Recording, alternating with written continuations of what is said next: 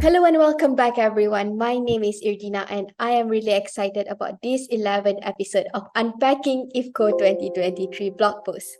Today, we are going to have a special chat to discuss IVCO 2023 blog post topics and make it accessible for everyone, especially to those who don't really have time to read it all. Our special guest for today, Liz, who wrote Young People Answering the Challenge of Service, and we are going to break it down in this interview. Let's get started. So before I give the floor and also the spotlight to Liz, maybe allow me to introduce her and her background. Liz is a program specialist at Peace Corps, and in this role, she supports the expansion of volunteerism in Peace Corps partners countries. So I think, Liz, the floor is yours. Please introduce yourself to our audience. Thanks, Ina. Hi, everyone. My name is Liz Jung. Just like she said, I'm a program specialist at the Peace Corps. I support the promotion of volunteers in Peace Corps partner countries. I'm super excited to see you all at IVCO. Cool, that's nice. So before we talk more about what Peace Corps has been doing and the current progress of Peace Corps, maybe please share with us, how does Senator John F. Kennedy's proposal on Peace Corps challenges young Americans to serve for the cause of peace, and what impact has this initiative has done throughout the 62 years? Very long. Yeah, I think that's a great question. And I think then Senator Kennedy really electrified our country with that challenge. It must have been this incredible moment. I wish I could have been there, right? It was 2 a.m. in the morning. There were 10,000 students from the University of Michigan. They've all gathered to hear him speak. And he makes a spur of a moment campaign speech. And he looks out at them and he asks them and all young Americans to be part of this brand new experiment in public service. This experiment to serve their country and the cause of peace by living and working abroad. And I think this challenge was unlike anything that really had been asked of young people at that time.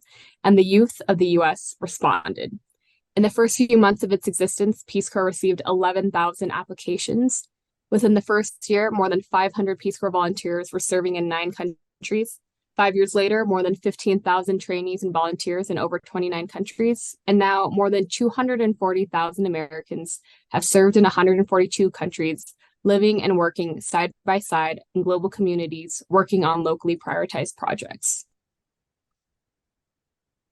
So it's interesting where you mentioned the challenge for young Americans to serve, right? So how do Peace Corps describe their serving experience and what long-lasting effects has it had on their lives, including their careers, personal development? Maybe you can share with us. Yeah, great question. I think Peace Corps volunteers describe their experience as transformative. It's this definitive moment in their life that changed the trajectory. And that experience doesn't stop after they leave service. After volunteers return from service, they're connected to a network of support and career educational opportunities. Many get jobs or go into graduate school related to their experience in Peace Corps. They could also join the National Peace Corps Association chapters and continue to connect with other returned Peace Corps volunteers. There are many local chapters across the U.S., like the Chicago, which is a city in the U.S., the Chicago Area Peace Corps Association. And there are also chapters by country, like Friends of Armenia, that exist to continue to support the relationship between returned Peace Corps volunteers and Armenia. And some volunteers even continue to serve abroad virtually or in the U.S. as part of AmeriCorps or just in their communities. So before we go on to the next question, maybe you can share with us, how long do one volunteer in Peace Corps volunteers, and what is the preparation done before going through the volunteer? Yeah, definitely. So our volunteers serve for 2 years plus 3 months of training. And there is a lot of work to be done before entering that host country. They go through a rigorous application process. Then they are staged to be prepared to leave the country. And then when they enter the country that they're going to volunteer in, they undergo a 3-month pre-service orientation training. And after that, they go to the communities that they'll be serving. And throughout the 2 years, they will continue to receive training. So it's 2 years and 3 months, including the training and also the volunteering. Moving on to my next question, what role does Peace Corps play in shaping the leadership and changing change-making potential of young Americans across various sectors of society? Yeah, Peace Corps has changed the lives of so many volunteers. Our Peace Corps volunteers learn how to adapt and how to be accountable. They're continuous learners who take initiative to problem solve. They're service stewards, and they recognize the importance of building relationships and intercultural engagement. And we've seen our volunteers become executive directors of nonprofits or NGOs. They're professors or journalists or astronauts, and they've served in every branch of the US government. They've been ambassadors, governors, and senators. Over the past 62 years, the Peace Corps has been witness to what happens when you give young people the opportunity to volunteer. We've seen this Peace Corps experience translate into lifelong skills and this commitment to service that transforms young people into leaders and change makers. So Liz, I'm curious now, at what age does a young American can join Peace Corps? So you must be a minimum of 18 years old to join Peace Corps, but there's no upper age limit. So we actually do have volunteers who are non-traditional and they're a little bit older. It's interesting how 18 years old has been grooming and nurturing true volunteerism, right? So in what ways does Peace Corps adopting the changing global landscape, including the challenges like the pandemic, the climate change, the global inequality? Maybe you can share with us. Yeah, great question. Change is hard, and the entire world has and is undergoing some massive change. And we know that the world today is not the same world that existed when John F. Kennedy called upon young Americans to serve. Peace Corps is reflecting on these changing times and responding. The agency is exploring virtual service opportunities, expanding program to include a climate lens to everything we do. And we're looking to support local solutions with local volunteer power through a new initiative called Host Country Volunteerism. We know that the world needs locally inspired ideas, systems, and solutions in order to make sustainable change, and we're listening. One thing, though, remains the same. We know what happens when young people are given the chance to serve and how they rise up to become leaders in their communities and in their countries. And we want to support the same force multiplier effect in our partner countries.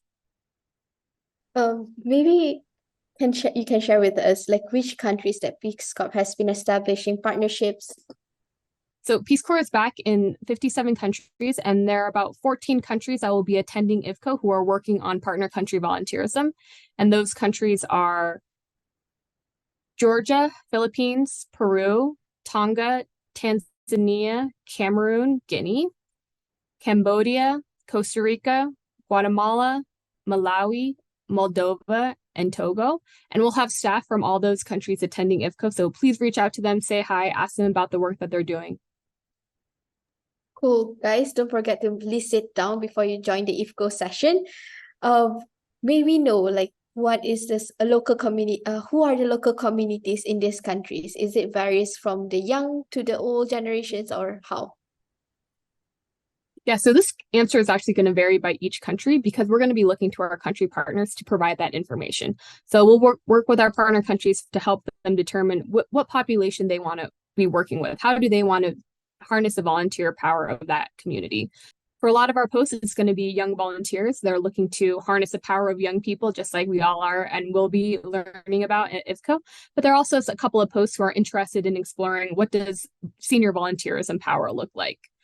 They know they have this population of elders who have this experience and they might have time, and they're exploring what they can do with that. But really, we're going to be looking to our partner countries for them to define which community that they want to work with, and we'll be on standby ready to support them. Talking about support, maybe you can share with us like the Peace Corps prioritizing and the supporting partner countries' volunteerism and what strategies are being employed to facilitate this collaboration. Yeah, another great question. So Peace Corps has decades of experience supporting volunteer service initiatives of our partner countries, and the agency is dedicating staff and resources to continuing this. Our partner countries are going to be taking lead, and we will provide support, provide guidance and expertise as requested, and then try to capture global best practices around volunteerism. Our staff are deeply rooted in local communities, and we're all exploring how to best support our partners as they navigate what national volunteer service looks like to them, or how to strengthen their existing volunteer sector. And our role is really going to be to convene partners, facilitate conversations, and share information. We're really going to be looking at our partner countries to take lead on this, and we'll be a support. That's great, because I'm just wondering, like, working with diverse countries, different time zone, how does Peace Corps keeping the agile in the organization? Yeah, I think it's about being flexible and adaptable. I think we are going to work with our countries and where they are, right? So depending on what time zone they're in, what they're working on, what community they're working on, we will adapt to what they're doing and respond to their needs. I think it is possible that there'll be some common trends throughout all of our posts, and we'll identify those common trends and best practices and elevate those up so that everyone has information to that. But really, it's going to be focus on each country, identifying best practices and trends across the entire world, and then elevating that information. So with the hope that that information could inspire or instruct other partner countries who may not be working on this yet. Cool. How about the next question? How does Peace Corps engage with its partners, sharing information and listen to their needs and ideas to improve voluntary programming and support development goals? Great question, Deanna. You have so many good questions. But Peace Corps is committed to listening to our partners, and we're here to offer support as they navigate the best ways to utilize volunteerism to meet developing goals. We're also interested in learning how new models of volunteerism developed in our partner countries could improve our own programming or programming in other partner countries or in the US. You know, Peace Corps was created from this single challenge asking young Americans to serve, and supporting volunteer service programs across the world has been part of Peace Corps' mission to promote world peace and friendship from the beginning. And in this changing world, we know this matters now more than ever. You know, we look back on this history of change led by young people, and we hope that legacy of change continues. And we hope that the youth of tomorrow, just like the youth of today and yesterday, have the same opportunity to answer the challenge of service wherever they are. That's a very interesting one because the youth are the change makers, right? And they are the future generation. So maybe you can share with us, like, how does Peace Corps align with the Sustainable Development Goals? Yeah, I think that's a great question. And again, it's going to be this question that I have to throw back to our partner countries, because we're really going to be looking at our partner countries to determine how they want to harness the power of volunteerism to address its SDGs. And as they determine that and figure out what is the right fit for volunteers, right intersection between volunteerism and SDGs, Peace Corps will be ready to support them with whatever support that they need. So I think we have come to the end of the session. And this is all the time that we have for this interview. What a very insightful conversation we had today. So thank you, Liz, for your time. Thank you for sharing with us on your writings, Young People Answering the Challenge of Service. To our viewers and listeners, don't forget to explore the conference website at www.IVCO2023.org to read all the blog posts and more. So if you haven't registered yet, this is your time to grab this opportunity to be a part of IVCO 2023 Kuala Lumpur. Stay tuned for next episode. Goodbye.